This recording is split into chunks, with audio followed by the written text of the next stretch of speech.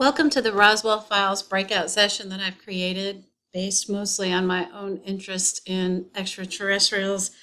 On this first page, you can see that to pique my students' interest, created an alien from paper mache, and I have a variety of books that I found in the library that were all AR books connected to our accelerated reading program. And here you can see all of the materials laid out in one picture that you will need to complete the breakout session. I'm sure there are shortcuts if it's way too much for the first breakout session you've ever done. But the good thing about this breakout session is you don't have anything to post in your classroom for preparation. A lot of this could be done in your home.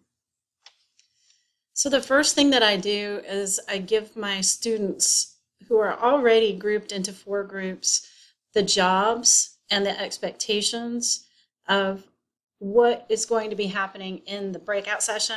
And here, this is in the printable document that you can get on my website, are all of the job descriptions for students. And each group of students gets 5 tickets. And these tickets are used when the group decides that they have solved the puzzle and are ready to unlock one of the boxes. So instead of everybody coming up to unlock the boxes, which I do have a separate table set aside for the boxes, the students have to come up one at a time with a ticket, 1 per group. And if they can't solve the puzzle, then they go back to their group and rework the problem and get back in line with another ticket. This is a picture of the materials needed for task 1, and I provide the groups with envelopes that contain pictures of Roswell type related photos that have been cut into strips, and they have to reassemble the strips. There are 3 extra strips from another picture left over that they won't be able to recognize at the time, and on those strips I wrote with invisible ink the code to the next box. And here you can see them trying to solve that. After about 5 minutes, I hand them a hint, which is the actual picture that they're trying to assemble. And once I see that they have figured out there are some extra pieces, then I give them black lights, and they pretty quickly figure out that the codes are on the black lights. And once the box is opened, and I use 051, you could use 0051 for Area 51 to program your lock. Students stop what they're doing. The person that's assigned as a cleaner cleans up, and after everything's cleaned up and handed back to me, because there's so many tiny pieces in the puzzles, then I pass out the contents of the box to each group. So after they get the contents of each box and kind of look it over and discuss it, then I provide them with task 2. And of course, the task 2 has a hint as well. If I see groups struggling, then I go ahead and pass the little hint out after a few minutes. You can see them trying to decode everything right here. This is just taking a passage and putting it in chronological order.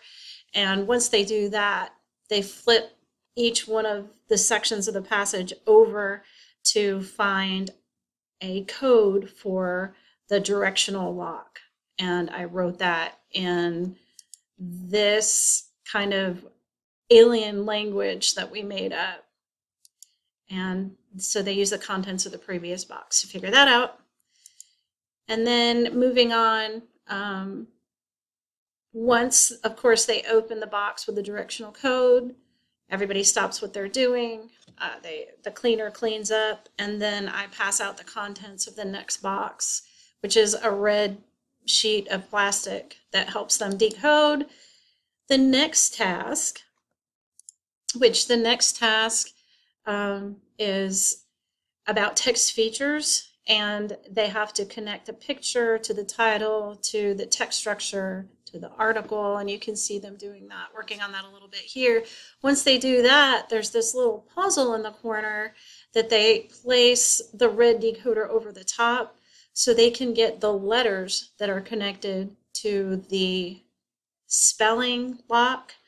And in order to create the code on each sheet, you use a very light blue pencil, and then I like to put some distractors around the outside. And once you do that, you scribble over the top with red pen. And once they put the piece of plastic over the top, you can see there's an S here. I had my lock spell out star, or you could do stars depending on how many letters you have. Once they figure out the code, and you can see them kind of working on that box right here, they break out and they open the last container, which I got at Walmart. My assistant principal said that it looked like it contained alien eggs. It's in the camping section. I have these little miniature copies of the actual FBI files that they took on the Roswell incident, and that opens up another whole line of discussion.